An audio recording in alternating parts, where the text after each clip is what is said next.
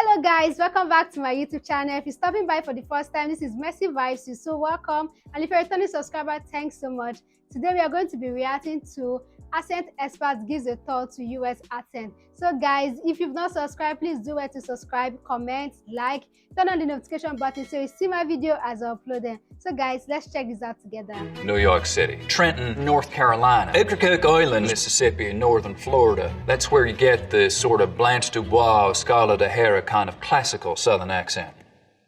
Hi, my name is Eric Singer. I'm a dialect coach. Today we're going to take a little tour of some of the different accents of English-speaking North America.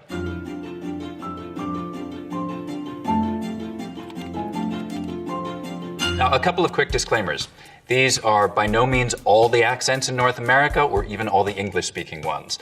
And not everyone from the same place sounds the same. Accents vary by socioeconomic background, generation, ethnicity and race, and all kinds of individual factors. Because in a very real way, accent is identity. Different people from the same place have more or less localizable accents, and that usually has to do with identity too. Now, on some of our stops, we're going to be looking at some of the most distinctive and interesting local features, but it doesn't mean that everyone from there has that accent or has it to the same degree. I'm also going to have some linguists and language experts from around the continent join me today to lend their expertise in some of these areas. Hi, I'm Megan Figueroa. Hi, I'm Nicole. Peace. I'm Sun Michaud. Hi, I'm Kalina. Hi, I'm Amani Doran. One of the things you'll notice along the way is that accents often don't follow political boundaries, especially ones like state lines. They'll follow major geographical boundaries, things like mountains for sure, but what regional accent differences mostly reflect is settlement patterns and contact. Historically isolated communities, like Ocracoke Island in the Outer Banks of North Carolina, or the Sea Islands in the Lowcountry in Georgia,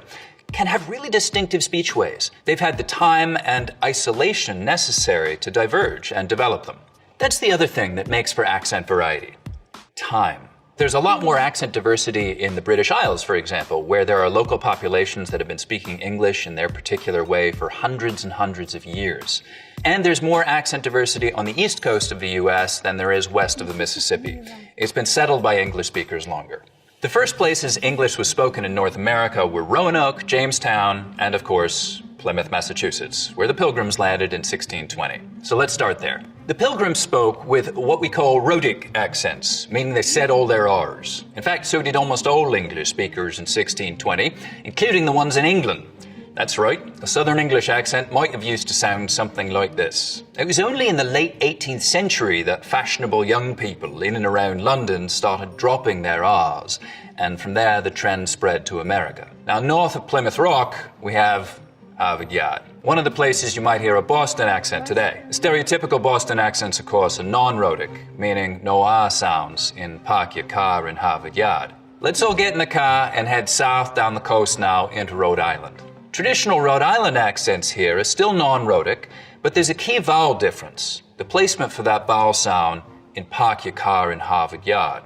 We call this the start vowel. In Boston, it's usually pretty fronted. Park your car in Harvard Yard. In Rhode Island, it's back. Park your car in Harvard Yard.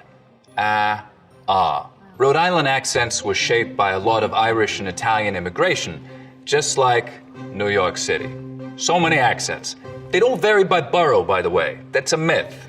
I know you guys are going to tell me to forget about it, but I'm sorry. Sociolinguists have studied this really carefully, and there just really isn't any such thing as a specifically Brooklyn or specifically Bronx accent. There certainly are a lot of different New York City accents, but they vary by socioeconomic background and by ethnicity and other aspects of group belonging and identity more than by neighborhood or by borough. They're historically non-rhotic, though that's changing some in the youngest generations for sure. Here's something fun most of them have in common.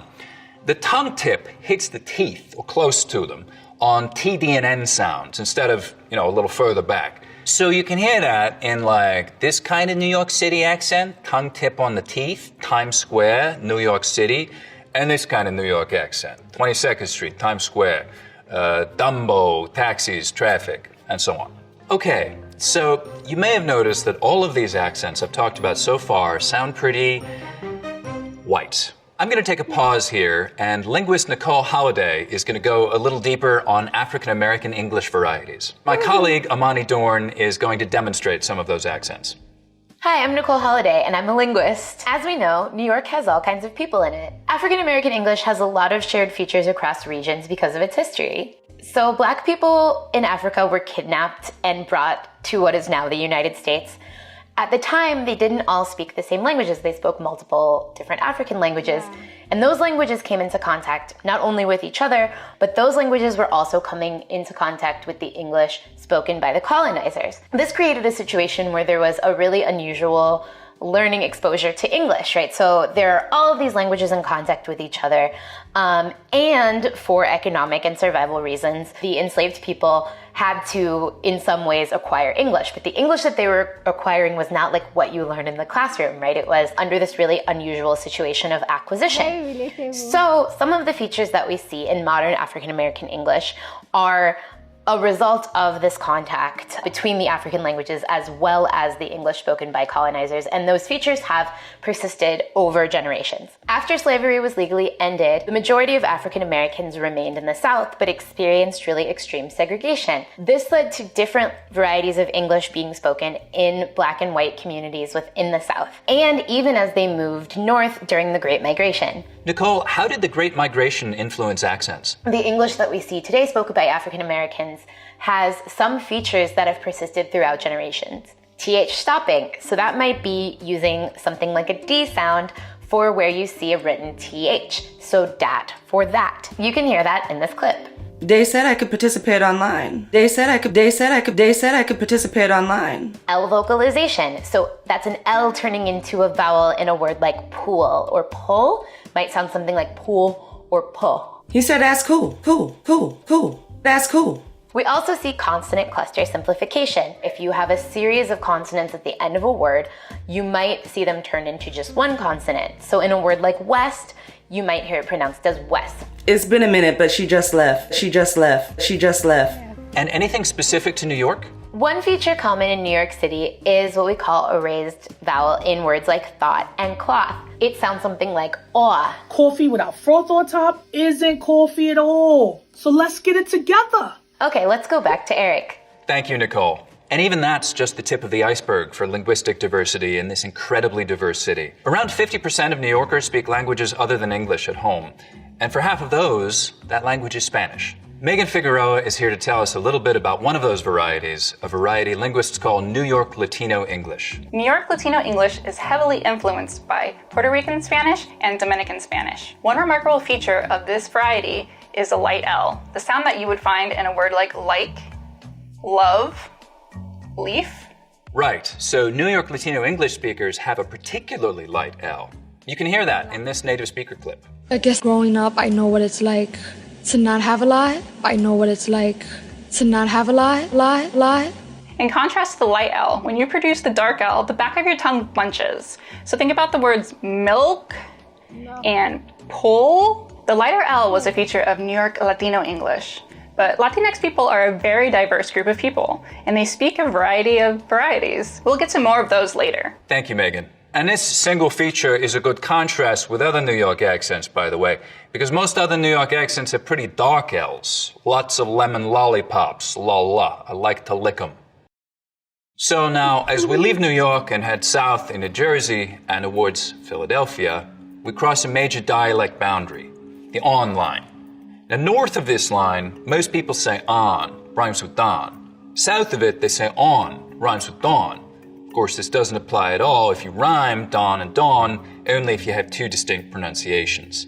That's called the cot-caught merger, but we'll talk more about that later. There are a few major dialect areas in the US, and one of the biggest dividing lines is between northern dialects and midland dialects. The on line basically runs right along this boundary. So as we cross over it somewhere around Trenton, we've crossed from the north to the Midlands, dialect-wise. Now, another thing that starts to happen as we get down towards Philly is that the goat diphthong starts to move forwards in the mouth. So we get go, hoagies. You want to go get some hoagies? Go gets maybe even a little further forward as we get down to Baltimore, especially, Danny Ocean. You want to go Danny Ocean on Wednesday? Let's make a quick stop in DC, where Nicole has some really interesting stuff on the prosody of local African American speakers. In my research, I study prosody, which has to do with the tone and intonation of the phrase itself. In a study, I found that African American speakers may be more likely to ask a yes-no question with a level tone or a falling tone. For white speakers, we expect a rising tone in questions like these. So something like, did you do the dishes? But African American speakers may be more likely to say something like, did you do the dishes? Another feature that we see in DC, similar to New York, is the raised thought cloth vowel, that ah. This is a new feature in DC, and we think it's part of a pattern of DC varieties becoming more like northern cities as opposed to the South. You can hear that in this clip. Change is needed, but at what cost? At what cost? Cost. Okay, let's go back to Eric. Now we take a quick detour over to Pittsburgh. Yous are the only people in all of North America that smooths the mouth diphthong, except for maybe Chicago sometimes. Now, smoothing is when you take a diphthong, like ow, and smooth it out so it's just one sound, ah. Just like we have price smoothing in much of the South, so that I smooths out to just ah, price. Same thing here, except with the mouth vowel smoothing out to a long ah sound. Yins want to meet downtown, go shopping for catches? Heading back over to the Delmarva Peninsula, as we head down into Virginia, we get something different happening with that same mouth diphthong. Here it's going to sound like oat, mouth, house. So it's not smoothing out here, it's raising. The tongue starts a little higher up, instead of ah, so it's like oat, a boat, house. This feature is called tidewater raising. Something similar happens with this vowel in Canada, and there we call it Canadian raising, but it's essentially the same thing happening. Time to get out of the house, keep heading south. Down in North Carolina, we really start to hear pretty significant goat fronting again. So the vowel sound in boat, most, hope starts with the tongue further forwards in the mouth, O. Interestingly, goat fronting, which is now widespread in a lot of the American South, seems to have originated in North Carolina sometime in the last part of the 19th century. Remember that regional dialect boundaries don't necessarily follow political boundaries. They follow settlement patterns and contact patterns between populations. So the inland part of North Carolina, which is in the Appalachian Highlands, the original European settlers were Scotch-Irish folks and Germans moving southwest from Pennsylvania. Due to being relatively inaccessible and isolated for a long time, the accent is distinct from the lowlands and from the coastal areas. The isolated speech communities are fascinating because we can get some really interesting sound patterns. Up here you get some really dramatic face lowering, for example. So the diphthong in face starts real low, down around ah, I, face, light, day. You'll also get some particular dialect features, so words and word order and grammar things that stretch way back to those original settlers from Scotland and Northern Ireland. Things like a hunting and a fishing, and extra sounds too, like the R sound in wash and the H sound in hit. Get on with hit. Here's Nicole again to talk a little bit about African American speech in Southern Appalachia. Hi again.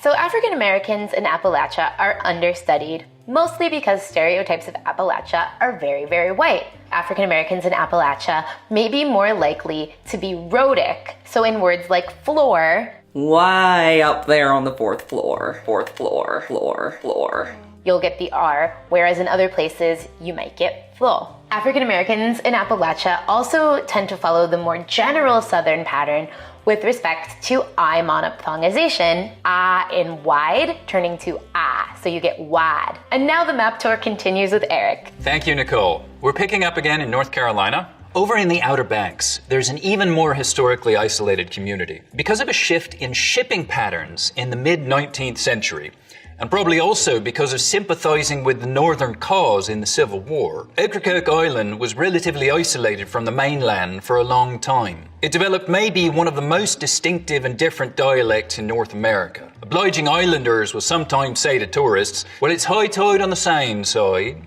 Last night the water far, night the moon shine, no fish. Ocracoke Islanders are sometimes called high tiders because of that particularly distinctive I sound, and their accent is sometimes taken to be British or Australian, even by Brits. And truth be told, There are some similarities with some regional English accents, including that high-tide vowel sound, which is similar to both southwestern English accents like Devon or Gloucestershire, and East Anglian accents like Norfolk and Suffolk, those easternmost counties of England. Curiously, another distinctive thing about the old Ocracoke accent is it's also got a real sort of bounce to it, which is something that both those southwestern and those East Anglian accents also have in common. North Carolina is actually one of the most linguistically diverse states in the country. I want to bring in Kalina Newmark now to talk about Native American English. Hello, my name is Kalina Newmark, and I am Talita Dene First Nations from the Northwest Territories, Canada. I come from a strong line of Dene and Métis leaders who are passionate about our language and cultural teachings. The Lumbee tribe is the largest state-recognized Native American tribe in North Carolina. Lumbee speakers combine and pronounce English words that distinguish them from African American and Southern speakers. Since encountering white settlers in the mid-1800s, the Lumbee have carved out a dialect of English that is uniquely theirs. One interesting feature is that Lumbee English speakers share vowel sounds present in the Outer Banks accent, where tide is pronounced toid. You can hear that in this native speaker clip. Well, when he got halfway, that little ditch on this side, ditch on this side, ditch on this side.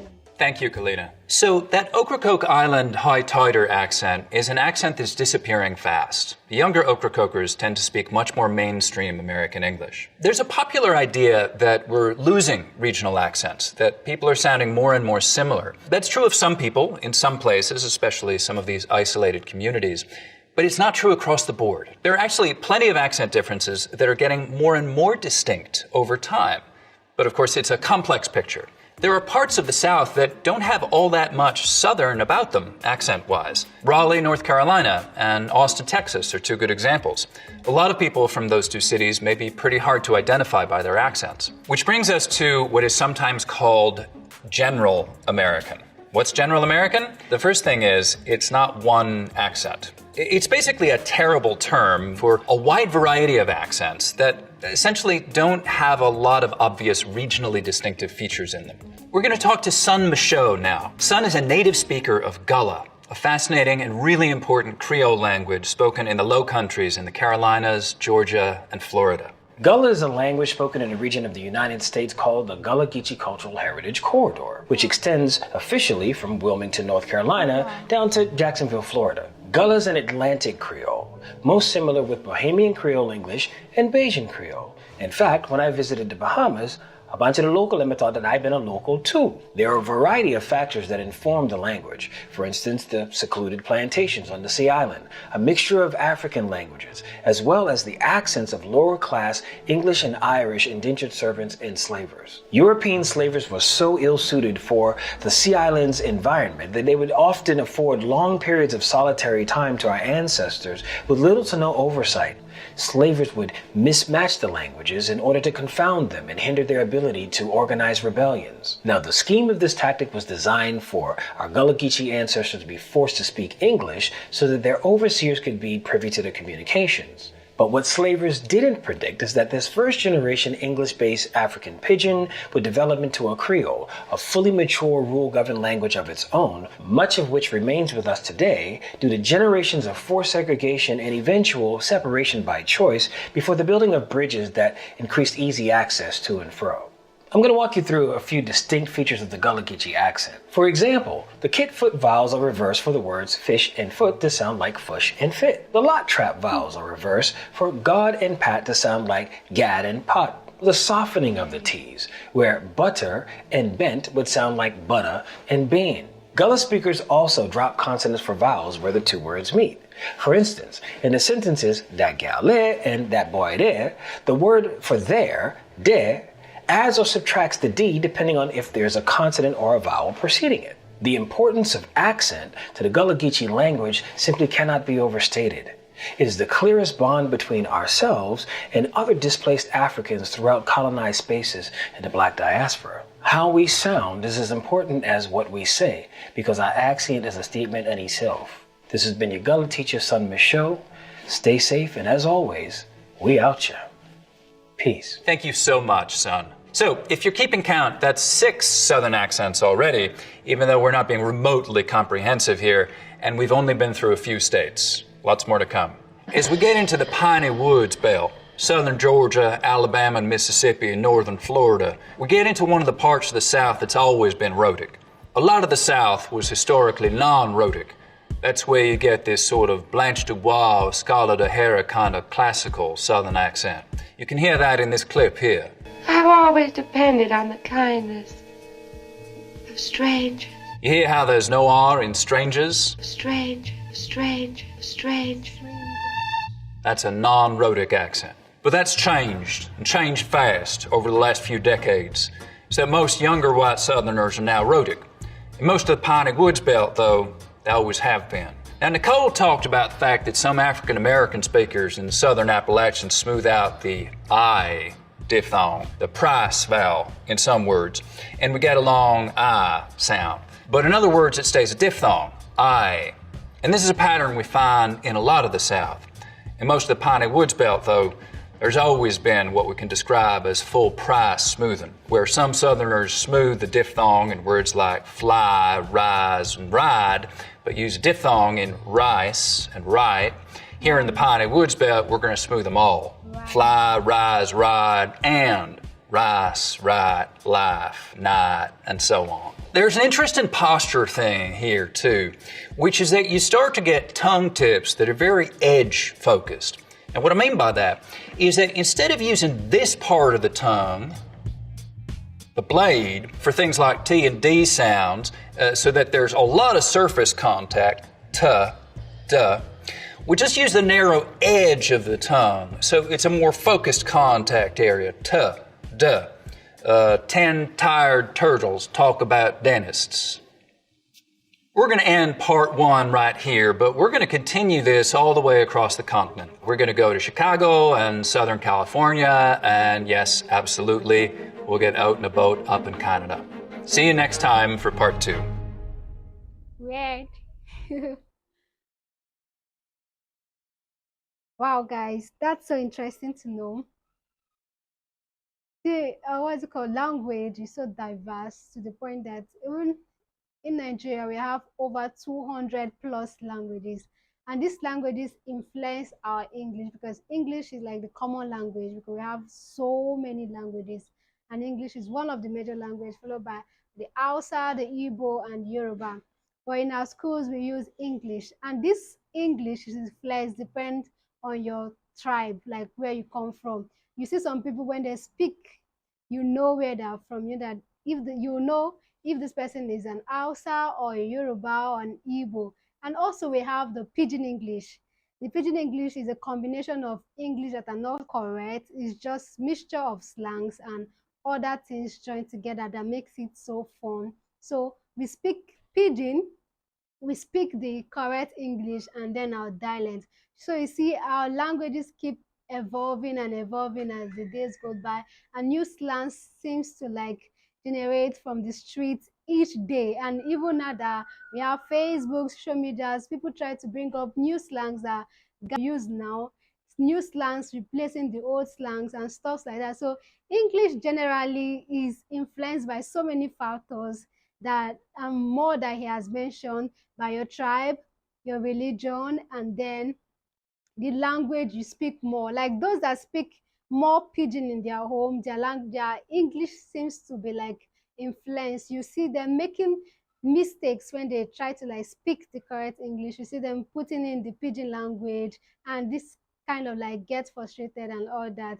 So guys, English, as he said, is so diverse and so broadened, like it gets broadened every day. Even when it is not pronounced correctly, but you can still understand you can still understand what the other person is trying to say, and that is so like amazing. And you know, the basic form of communication, right? Sometimes we don't even look at the pronunciation. It's only like sometimes we look at it, sometimes we just like.